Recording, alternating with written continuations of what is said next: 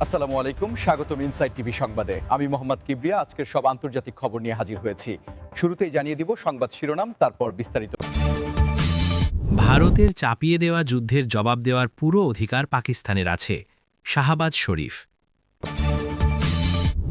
গাজা যুদ্ধ বন্ধে মিশরে হামাস ইসরায়েল বৈঠক, দ্রুত পদক্ষেপ নেয়ার আহ্বান ট্রাম্পের। তালেবানের একগুয়েমি দক্ষিণ এশিয়াকে টেনে নিচ্ছে আঞ্চলিক যুদ্ধের দ্বারপ্রান্তে।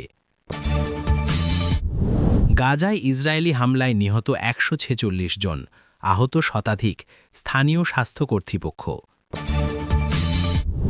মৃত্যুকূপ গাজায় সাংবাদিকতা, প্রতি মাসে গড়ে ১৩ সাংবাদিকের মৃত্যু, ২২ মাসে নিহত ২৭০ জন। আসসালামু আলাইকুম, স্বাগতম জানাচ্ছি ইনসাইড টিভি সংবাদে। আমি মোহাম্মদ কিবরিয়া। এতক্ষণ শুনছিলেন সংবাদ শিরোনাম, এবার বিস্তারিত। ভারতের সাম্প্রতিক সামরিক অবস্থান এবং প্রতিবেশী দেশগুলোর সাথে সম্পর্কের টানাপোড়েন নিয়ে পাকিস্তানের প্রধানমন্ত্রী শাহবাজ শরীফ যে কড়া প্রতিক্রিয়া জানিয়েছেন তা বর্তমানে দক্ষিণ এশিয়ার ভূরাজনীতিতে এক নতুন আলোচনার জন্ম দিয়েছে এবং তিনি বেশ স্পষ্টভাবেই বলেছেন যে যদি ভারতের পক্ষ থেকে কোনো ধরনের যুদ্ধ চাপিয়ে দেওয়ার চেষ্টা করা হয় তবে পাকিস্তান তার যথাযোগ্য জবাব দেওয়ার পূর্ণ অধিকার রাখে, যা মূলত একটি সার্বভৌম রাষ্ট্রের আত্মরক্ষার স্বাভাবিক প্রক্রিয়ারই অংশ হিসেবে দেখা হচ্ছে। আপনারা জানেন যে ভারত ও পাকিস্তানের মধ্যে সীমান্ত উত্তেজনা নতুন কিছু নয়, তবে সাম্প্রতিক সময়ে দুই দেশের উচ্চপদস্থ কর্মকর্তাদের পাল্টাপাল্টি বক্তব্য আন্তর্জাতিক মহলে কিছুটা উদ্বেগের সৃষ্টি করেছে, কারণ পারমাণবিক শক্তিধর এই দুই প্রতিবেশী দেশের মধ্যে যে কোনো ধরনের সংঘাত পুরো অঞ্চলের অর্থনৈতিক ও সামাজিক স্থিতিশীলতাকে বিপন্ন করতে পারে। শাহবাজ শরীফ তার বক্তব্যে জাতীয় সংহতির ওপর গুরুত্ব দিয়েছেন এবং দেশের প্রতিরক্ষা ব্যবস্থাকে শক্তিশালী করার প্রতিশ্রুতি পুনর্ব্যক্ত করেছেন, যাতে করে কোনো বহিঃশক্তি তাদের আঞ্চলিক অখণ্ডতাকে চ্যালেঞ্জ করতে না পারে, এবং তিনি এটাও উল্লেখ করেছেন যে পাকিস্তান সবসময় শান্তিকামী দেশ হিসেবে পরিচিত হতে চায়, কিন্তু শান্তির অর্থ এই নয় যে তারা নিজের অধিকার বা নিরাপত্তা বিসর্জন দেবে। এই পুরো বিষয়টি নিয়ে সোশ্যাল মিডিয়ায় আপনারা যারা নিয়মিত খবর রাখেন তারা হয়তো খেয়াল করেছেন যে জনমত অনেকটা দ্বিধাবিভক্ত, তবে বেশিরভাগ মানুষই মনে করেন যে যুদ্ধের চেয়ে আলোচনার মাধ্যমেই সংকটের সমাধান হওয়া উচিত, যাতে সাধারণ মানুষের জানমালের ক্ষতি না হয়। আমাদের এই ভিডিওটি আপনার কাছে তথ্যবহুল মনে হলে অবশ্যই একটি লাইক দেবেন এবং আপনার মূল্যবান মতামত কমেন্টে জানাতে ভুলবেন না যে আপনি ভারতের সাথে পাকিস্তানের এই বর্তমান সম্পর্ককে কোন দৃষ্টিতে দেখছেন। আসলে দক্ষিণ এশিয়ার এই দুই বড় শক্তির মধ্যে যদি বৈরিতার পরিবর্তে সহযোগিতার সম্পর্ক তৈরি হতো তবে দারিদ্র্য বিমোচন এবং জলবায়ু পরিবর্তনের মতো বড় চ্যালেঞ্জগুলো মোকাবিলা করা অনেক সহজ হতো, কিন্তু রাজনৈতিক জটিলতা অনেক সময় সাধারণ উন্নয়নকে ছাপিয়ে যায়, যা সত্যিই দুঃখজনক। পাকিস্তানের এই অবস্থানের পর ভারতের পক্ষ থেকে পরবর্তী সময়ে কী ধরনের কূটনৈতিক প্রতিক্রিয়া আসে সেটাই এখন দেখার বিষয়, এবং বিশ্ব নেতারাও এই পরিস্থিতির ওপর কড়া নজর রাখছেন যাতে কোনো অনাকাঙ্ক্ষিত ঘটনা না ঘটে।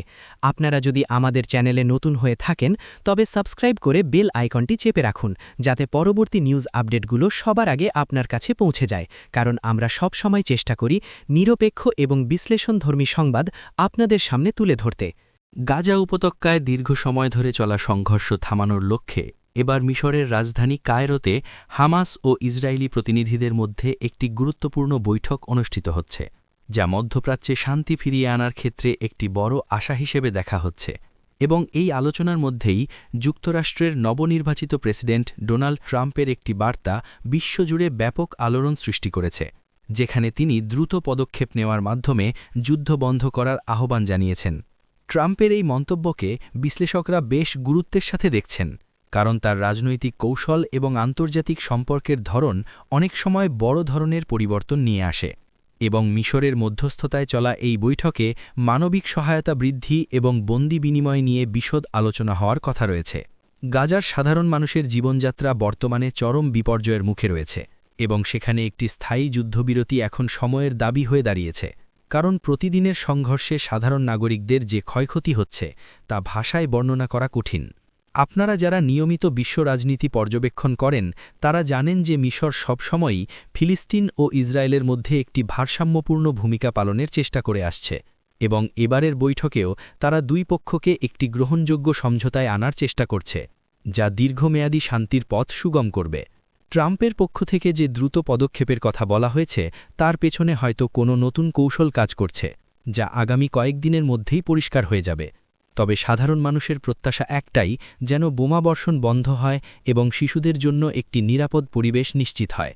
আপনাদের কি মনে হয়, ট্রাম্পের এই সরাসরি হস্তক্ষেপ কি গাজা যুদ্ধের মোড় ঘুরিয়ে দিতে পারবে, নাকি পরিস্থিতি আরও জটিল হবে, তা আমাদের কমেন্ট করে জানান এবং এই নিউজটি শেয়ার করে অন্যদেরও জানার সুযোগ করে দিন।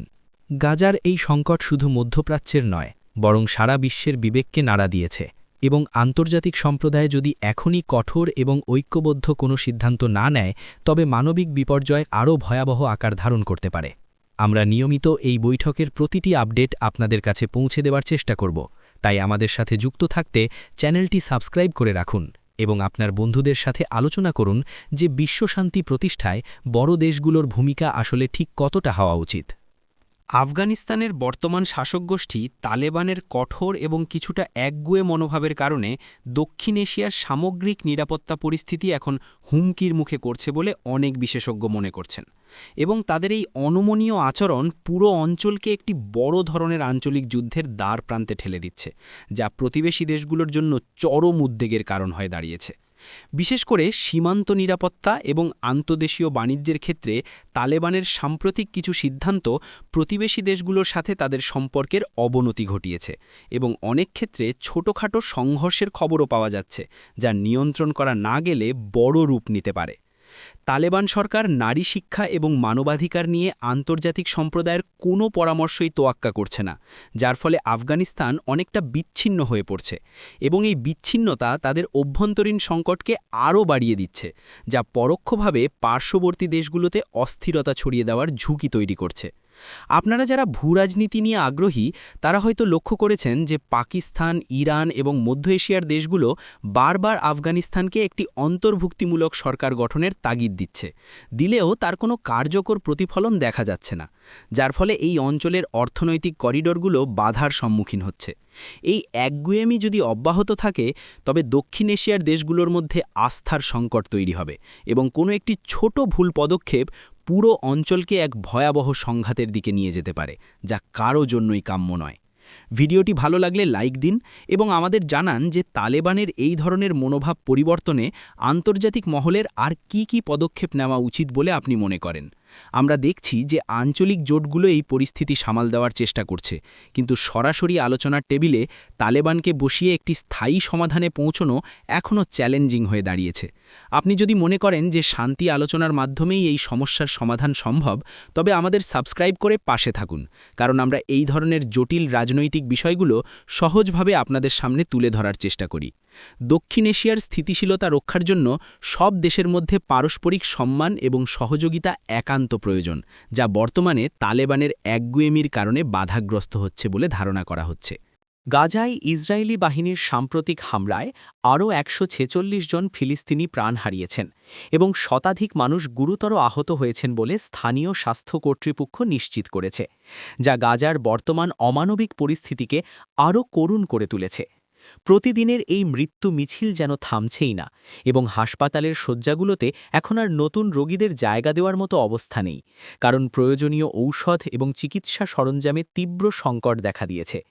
গত কয়েক মাসে গাজার স্বাস্থ্য অবকাঠামো প্রায় পুরোপুরি ধ্বংস হয়ে গেছে এবং উদ্ধারকর্মীরা ধ্বংসস্তূপের নিচ থেকে মরদেহ বের করতে হিমশিম খাচ্ছেন, যা আধুনিক বিশ্বের এক চরম মানবিক ব্যর্থতা হিসাবে চিহ্নিত হচ্ছে। স্থানীয় স্বাস্থ্য কর্তৃপক্ষ বারবার আন্তর্জাতিক সম্প্রদায়ের কাছে সাহায্যের আবেদন জানাচ্ছে, কিন্তু অবরোধের কারণে প্রয়োজনীয় ত্রাণ সামগ্রী পৌঁছানো সম্ভব হচ্ছে না, যা আহতদের জন্য মৃত্যু পথযাত্রী হওয়ার সমান হয়ে দাঁড়িয়েছে। আপনারা যারা এই ভিডিওটি দেখছেন তারা নিশ্চয়ই উপলব্ধি করতে পারছেন যে গাজার সাধারণ মানুষ, বিশেষ করে নারী ও শিশুরা কতটা কষ্টের মধ্যে দিন কাটাচ্ছে এবং এই রক্তক্ষয়ী সংঘর্ষ বন্ধ না হলে মৃতের সংখ্যা আরও বহুগুণ বেড়ে যেতে পারে। আমাদের এই প্রতিবেদনটি যদি আপনাদের মনে সামান্যতম সহমর্মিতা তৈরি করে, তবে ভিডিওটি শেয়ার করুন, যাতে বিশ্বজুড়ে সচেতনতা বৃদ্ধি পায় এবং যুদ্ধের ভয়াবহতা সম্পর্কে মানুষ জানতে পারে। আমরা সবসময় চেষ্টা করি সরাসরি মাঠ পর্যায়ের তথ্য আপনাদের কাছে পৌঁছে দিতে, যাতে কোনো প্রকার বিভ্রান্তি না থাকে এবং আপনারা পরিস্থিতির সঠিক চিত্রটি দেখতে পান। গাজার এই বর্তমান অবস্থা শুধু একটি অঞ্চলের সমস্যা নয়, বরং এটি মানবতার ওপর এক বড় আঘাত, এবং এই সময়ে আমাদের সবার উচিত শান্তি ও ন্যায়ের পক্ষে কথা বলা। আপনারা যারা এখনও আমাদের চ্যানেলটি সাবস্ক্রাইব করেননি, তারা দয়া করে সাবস্ক্রাইব করে নিন, যাতে এই ধরনের গুরুত্বপূর্ণ এবং মানবিক বিষয়গুলো আমরা আরও বেশি মানুষের কাছে পৌঁছতে পারি। প্রতিটি প্রাণের মূল্য সমান, এবং গাজার এই রক্তপাত বন্ধে বিশ্ব নেতাদের দ্রুত কার্যকরী ভূমিকা গ্রহণ করা এখন সময়ের দাবি।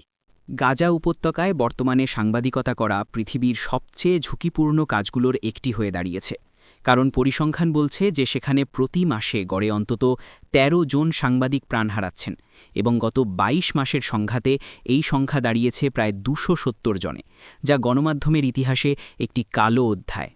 এই তথ্যগুলো প্রমাণ করে যে সত্য তুলে ধরার জন্য সাংবাদিকরা কতটা জীবনের ঝুঁকি নিয়ে কাজ করছেন, এবং প্রায়ই তাদের কর্মক্ষেত্রে সরাসরি হামলার শিকার হতে হচ্ছে, যা আন্তর্জাতিক আইনের চরম লঙ্ঘন। সাংবাদিকরা যখন যুদ্ধের ময়দান থেকে প্রকৃত তথ্য বিশ্ববাসীকে জানানোর চেষ্টা করেন, তখন তারা অনেক সময় টার্গেটে পরিণত হন, যাতে করে সত্য ঘটনাগুলো আড়ালে থাকে। কিন্তু গাজার সাহসী সাংবাদিকরা এখনও তাদের ক্যামেরা এবং কলম সচল রেখেছেন। এই ২৭০ জন সাংবাদিকের মৃত্যু শুধু ব্যক্তিগত ক্ষতি নয়, বরং এটি তথ্যের অবাধ প্রবাহ রোধ করার একটি চেষ্টা হিসেবেও অনেকে দেখছেন, এবং আন্তর্জাতিক প্রেস ক্লাবগুলো এই ঘটনার তীব্র নিন্দা জানালেও পরিস্থিতির কোনো উন্নতি লক্ষ্য করা যাচ্ছে না। আপনারা যারা নিউজ দেখেন তারা হয়তো জানেন যে একটি ভিডিও বা একটি ছবির পেছনে একজন সাংবাদিকের কতটা পরিশ্রম এবং জীবনের ঝুঁকি থাকে, এবং গাজার ক্ষেত্রে সেই ঝুঁকি এখন কয়েক গুণ বেশি। এই সাহসী সাংবাদিকদের শ্রদ্ধায় এবং তাদের এই ত্যাগের প্রতি শ্রদ্ধা জানিয়ে আমাদের ভিডিওতে একটি লাইক দিন, এবং কমেন্টে লিখুন আপনার ভাবনা যে সাংবাদিকদের নিরাপত্তা নিশ্চিত করতে কী করা প্রয়োজন। অনেক সাংবাদিক তাদের পরিবার হারিয়েছেন, ঘরবাড়ি হারিয়েছেন, তবুও তারা তাদের পেশাগত দায়িত্ব থেকে সরে দাঁড়াননি, যা সত্যিই অনুপ্রেরণাদায়ক, কিন্তু একই সাথে অত্যন্ত বেদনার। আমরা এই চ্যানেলের মাধ্যমে সেই সমস্ত নিবেদিত প্রাণ সাংবাদিকদের প্রতি শ্রদ্ধা জানাই, এবং আশা করি বিশ্ববাসী তাদের এই মহান আত্মত্যাগকে যথাযথ সম্মান দেবে। পরবর্তী নিউজ আপডেট পেতে আমাদের চ্যানেলের সাথেই থাকুন, এবং সাবস্ক্রাইব করে আমাদের এই ছোট পরিবারকে বড় করতে সাহায্য করুন, যাতে আমরা আরও বলিষ্ঠভাবে সত্য সংবাদ প্রচার করতে পারি। গাজার এই অন্ধকার সময়ে সাংবাদিকদের এই আলো ছড়িয়ে দেওয়ার প্রচেষ্টা একদিন হয়তো শান্তি ফিরিয়ে আনবে, এবং বিশ্ব আবার স্বাভাবিক হবে। এই প্রত্যাশাই আমরা করি। আজকের মতো নিউজ আপডেট এখানেই শেষ করছি। আমাদের সাথে থাকার জন্য আপনাদের সবাইকে অসংখ্য ধন্যবাদ, এবং পরবর্তী ভিডিওতে আবার দেখা হবে। ততক্ষণ পর্যন্ত ভালো থাকুন এবং নিরাপদ থাকুন।